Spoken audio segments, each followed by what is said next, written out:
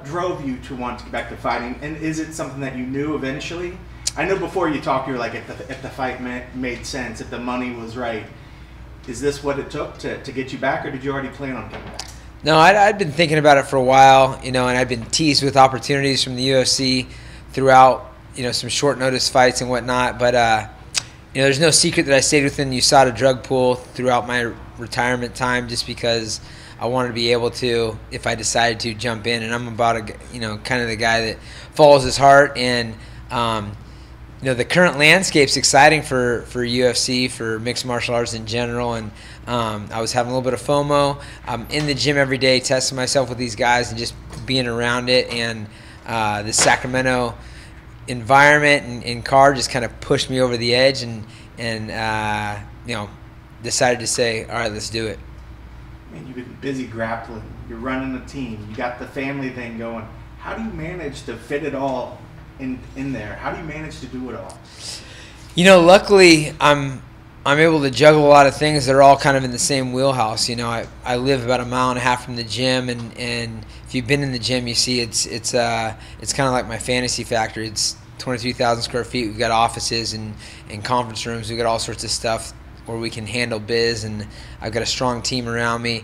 And stepping away was something I definitely needed to do, wanted to do, and had to be able to focus on some things that I otherwise wouldn't make time for, just being a guy that's driven and nose to the grindstone. So it's been fun getting back in the mix. There's some things that I didn't think I would miss that are kind of surprising, like how good food tastes and how much you appreciate like a drink of water after a really hard workout and a solid night's sleep. But it's more the same. I feel like, guys get suspended and are out for 2 years, and I just decided, I wanted everyone to leave me alone, don't offer me any fights. That still didn't happen, but made a statement that I'm stepping away, and I feel good to be back.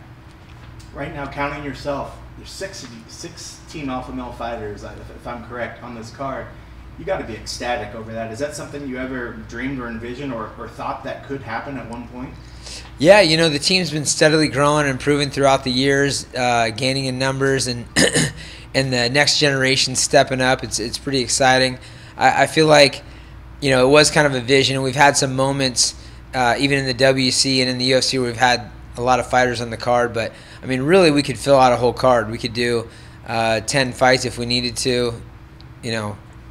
Every fight could be one of our teammates. We have fighters from all over the world that are here in Sacramento to be part of what we built, which is pretty exciting. And for me, I feel like leading by example and just a training camp is something that, one of the reasons I wanted to jump back in there. It's good to show, nicks, bruises, weight cuts, staying true to the course is something that my guys need to see. And then you decide to make the comeback, and the UFC doesn't give you any slouch by any means. They give you Ricky Simón. What were your initial thoughts on him as an opponent? I had to go do some research. I of course watched the fight game, but there's a lot of stuff going on, and I was aware of Ricky Simón. I've seen him fight a couple of times, but had to go really delve in and check him out. And he's a tough kid. He's a guy that loves to fight. He comes prepared. He's got a good skill set. He's got a lot of heart, great conditioning. So that's the kind of guy that you want to fight. You want a guy that's going to be there and give his all. And he's got the world to gain. He's 15-1 and wanting to climb the ranks. And I'm somebody that he's probably watched growing up, and actually came and trained with us a little bit right before he turned pro. So I'm excited. I think it's going to be a great opponent, and I'm excited to show where I stand. You kind of mentioned, and he did, say that he did watch you, in his early days. But when you look at it, what's in it? We could see where the benefit for Ricky to get a victory here, but what's in it really for you? Is it just the fact of just working back in the pool, getting active again? What's really in it for you to get a victory? Well, for me, the reason I do things is for myself. I'm somebody that loves building bigger things, and I appreciate the support and love from everybody. But just had a milestone birthday. I feel amazing. You know, there is a timetable on how long you can be an athlete, and thank goodness I'm still within it. But that won't last forever. I know that, you know, if you think about big fights, there's a few fights offered to me. One, you know, at 145 pounds that didn't come through, and then at the current landscape, you've got Dominic Cruz out on injury. We've got TJ Dillashaw suspended for cheating. You've got you know, Cody Garbrandt's my teammate, but he's also out on injury, and the list goes on of guys that are taken up. So they want to take somebody that's an up and comer they believe in, and give him an opportunity, and let me prove where I'm at, and I'm okay with that. What were your, not to jump too off topic, but once you mentioned TJ, it made me think of it. I mean, what were your thoughts on that whole situation and how he handled everything? Guy's kind of like a politician. He can swing anything to make himself a victim, and I think he kind of swung it like that. I feel like he's enjoying his time off, and he gained a lot of money from and fame from the success he's had, whether it was fair or not, and you know, he'll be back. You mentioned a little bit of a fight that you were trying to get that it didn't pan out. Can you say what fight it was that you were trying to get but it didn't work out? I wasn't trying to get a fight in particular. They just offered me the Kron Gracie fight, and they said that would be the main event, this and that. And I said, yeah, I'd be interested in that. And then you know, I know he trains with Nick and Nate Diaz. I didn't know how involved he is with them. We've got a good relationship with those guys. Maybe that's why the fight didn't happen. Maybe it's he just didn't feel like he wanted to do it in Sacramento at that time. Seems like kind of a unique cat.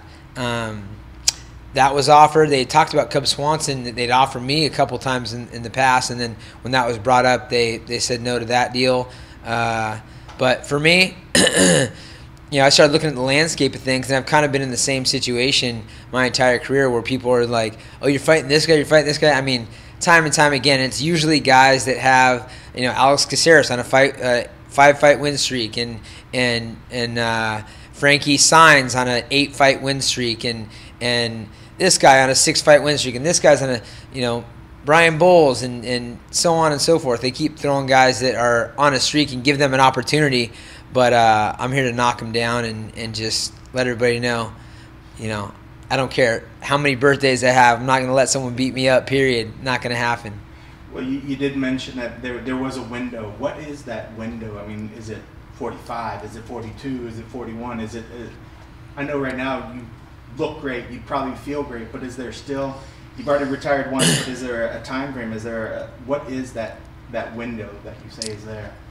You know, I do everything by feel, absolutely, and I try to be as realistic as possible. If I was going in and well, first off, I spent 3.5 years or 2.5 years just grinding on the stuff I wanted to do. You know, I do jiu-jitsu and push the guys 3 days a week just because that's my favorite way to work out. Go an hour and a half straight, just grind, trying to break these young guys and just enjoy myself. Jump in. It seems when I look back, every probably like 4 months, I jump in and do some sparring, just a couple rounds, 4 or 5 rounds maybe, with Chad, with Cody. Just, you know, if we get newcomers in town, just to kind of test the waters. I think it was just all part of keep myself fresh and ready. And so I don't know necessarily. I know some of the guys that I've spoken to that gave me a little motivation. One guy in particular, Murilo Bustamante, was down here with Fabio Prado, and I had a long conversation to him about why he was able to compete into his late 40s, and he said it's because he didn't do any of the PEDs or the steroids or any of that kind of stuff, and he was always getting a real look at what he's got. And he was competing with the top guys for his entire career.